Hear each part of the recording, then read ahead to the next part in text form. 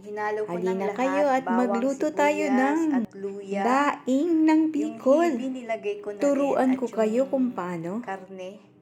Beef ang ginamit ko.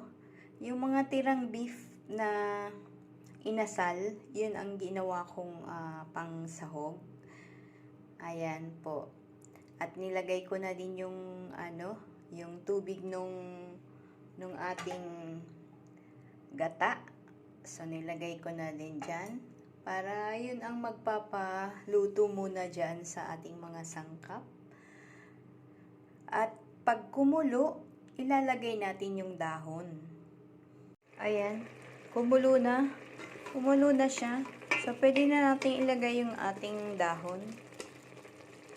Ayan, ilagay na natin yung dahon. Piniper ko na siya.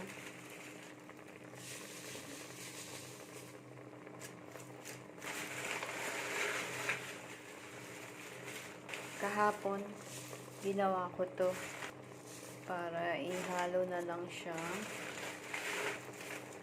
Hayaan yung kumulo muna siya.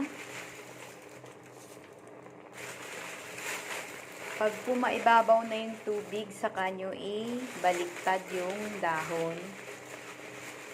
Yan ang sikreto ng pagluluto ng laing para hindi makate. Wag na, halo ng halo sa laing.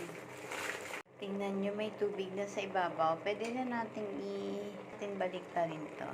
So, ganyan. Nagka-moist. Ayan. Baliktarin lang natin, ha? Hindi naman natin yan nahaluin. Binaliktad lang natin yun. So, dahil sa kakaunti na lang ang kanyang tubig, ilagay na natin yung gata. Ayan.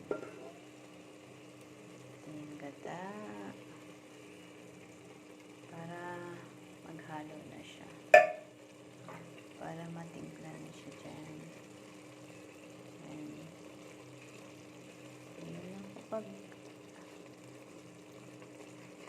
ihalo lang natin.